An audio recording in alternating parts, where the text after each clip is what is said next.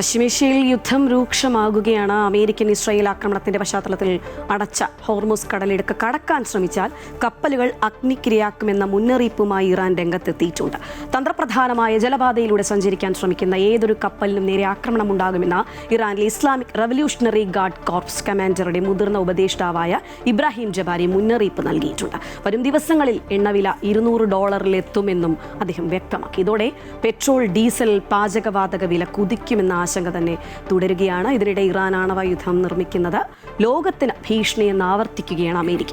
ഇനിയും സൈനിക നടപടി തുടരുമെന്നും അതിശക്തമായ ആക്രമണ പരമ്പരയായിരിക്കുമെന്നും അമേരിക്കൻ പ്രസിഡന്റ് ഡൊണാൾഡ് ട്രംപ് അറിയിച്ചു.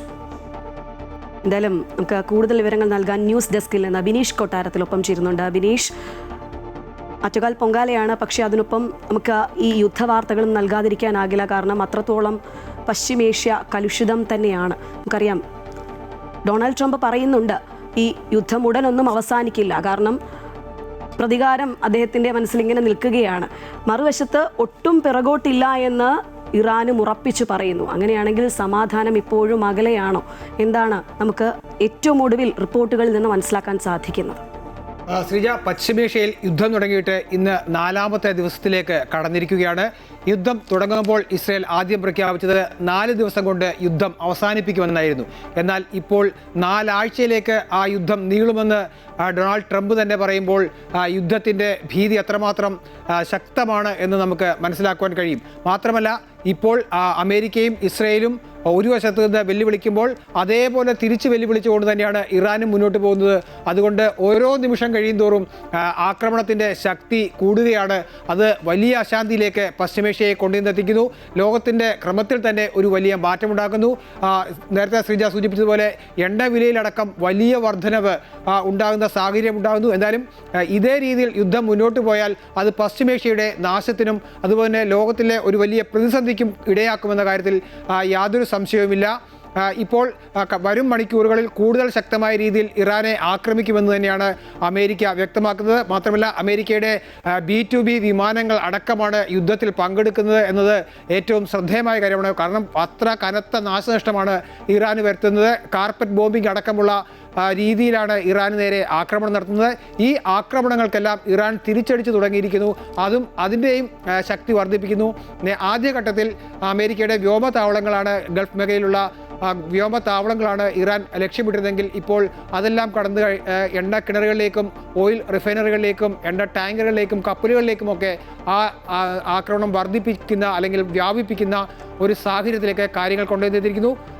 അമേരിക്കയുടെ ഭീഷണിക്ക് വഴങ്ങില്ല, ആണവായുധ നിർവ്യാപനത്തിലേക്ക് ഇറാൻ പോകില്ല എന്ന് പറയുകയും, എന്നാൽ അത് എപ്പോഴാണോ ഇറാൻ ആണവായുധങ്ങൾ ഉപേക്ഷിക്കുന്നത് അതുവരെ യുദ്ധം തുടരുമെന്നും അല്ലെങ്കിൽ അത് ഇറാൻ്റെ സർവനാശമാണെന്ന് അമേരിക്ക പറയുമ്പോൾ ഇറാനും ഭീഷണിപ്പെടുത്തുന്നുണ്ട്. ഹോർമുസ് കടലിടുക്ക് യുദ്ധം തുടങ്ങിയപ്പോൾ തന്നെ ഇറാൻ അടച്ചതാണ്. ആ ഹോർമുസ് കടലിടുക്ക് വഴി ഏതെങ്കിലും തരത്തിൽ അമേരിക്കയുടെയോ ഇസ്രയേലിൻ്റെയോ കപ്പലുകൾ കടക്കാൻ ശ്രമിച്ചാൽ ആ കപ്പലുകൾ അഗ്നിക്കിരയാക്കും, അവ ഞങ്ങൾ ആക്രമിച്ചില്ലാതാക്കുമെന്നുള്ള ഭീഷണി ഇറാൻ്റെ ഭാഗത്തുനിന്ന് ഉണ്ടാകുന്നു. അങ്ങനെ ഇരു വിഭാഗവും പോർ വിളിച്ചും ഭീഷണിപ്പെടുത്തിയും വലിയ ആക്രമണങ്ങൾ പരസ്പരം നടത്തിയുമൊക്കെ മുന്നോട്ട് പോകുമ്പോൾ വലിയ നാശനഷ്ടങ്ങൾ ഉണ്ടാകുന്നു. യുദ്ധത്തിൻ്റെ കെടുതിയിലേക്ക് ആ മേഖലയിലുള്ള ജനങ്ങൾ നേരിട്ട് ബാധിക്കുന്നു. ഒപ്പം തന്നെ ഗൾഫ് മേഖലയിൽ അടക്കം ഒട്ടേറെ ഇന്ത്യക്കാരുള്ള നമുക്കും അത് നേരിട്ട് തന്നെ ബാധിക്കുന്ന ഒരു സാഹചര്യത്തിലേക്ക് കാര്യങ്ങൾ ചെന്നെത്തിയിരിക്കുകയാണ് ശ്രീജ. ശരി ബിനീഷ്, സൂചിപ്പിച്ചതുപോലെ ഈ ഒരു യുദ്ധം എന്ന് പറയുന്നത് പശ്ചിമേഷ്യയിൽ മാത്രമല്ല, ഈ കോടിക്കണക്കിന് വരുന്ന ലോകത്തിലെ തന്നെ വിവിധയിടങ്ങളിലുള്ള ആളുകൾക്കൊക്കെ ഭീഷണി തന്നെയാണ്. കാരണം എണ്ണവില അടക്കമുള്ള വർധനവ്, അവശ്യ വസ്തുക്കളുടെയൊക്കെ വില വർധനയൊക്കെ ഇനി വരും ദിവസങ്ങളിലൊക്കെ നമുക്ക് പ്രതീക്ഷിക്കാം. കാരണം യുദ്ധം അത് വലിയൊരു കെടുതി തന്നെയാണ് എല്ലാവർക്കും. എന്തായാലും ഇതിനിടയിൽ ചെറിയൊരു ആശ്വാസം നമ്മളെ തേടി എത്തിയിട്ടുണ്ട്. പ്രവാസികൾക്ക് ചെറിയൊരു ആശ്വാസം. യുദ്ധ സാഹചര്യത്തിൽ നിർത്തിവെച്ചിരുന്ന വിമാന സർവീസുകളൊക്കെ ഭാഗികമായി പുനരാരംഭിച്ചിട്ടുണ്ട്. വിവരങ്ങൾ നൽകാൻ കിരൺ കുമാർ ചേരുകയാണ്. അതിനു മുൻപേ കിരണിലേക്ക് പോകും. അതിനു മുൻപേ നമുക്ക് യാത്രക്കാരുടെ പ്രതികരണം ഒന്ന് കേൾക്കാം. അത് അങ്ങനെ ഒരു സംശയം ഉണ്ടായിരുന്നു, പക്ഷെ അങ്ങനെ വന്നില്ല. അതെ, ഡിലേ ഉണ്ടായിരുന്നു മാത്രമേ ഉള്ളൂ. ഇല്ല, എല്ലാവരും കയറ്റിയാ പോകും. ദുബായിൽ വേറെ വലിയ പ്രശ്നമൊന്നുമില്ല. ഒരു 100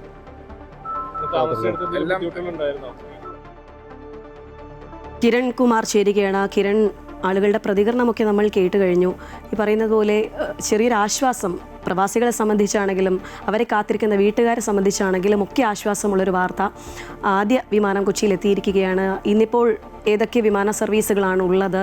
മൊത്തത്തിൽ നൽകാൻ കഴിയുന്ന വിവരം എന്തൊക്കെയാണ്?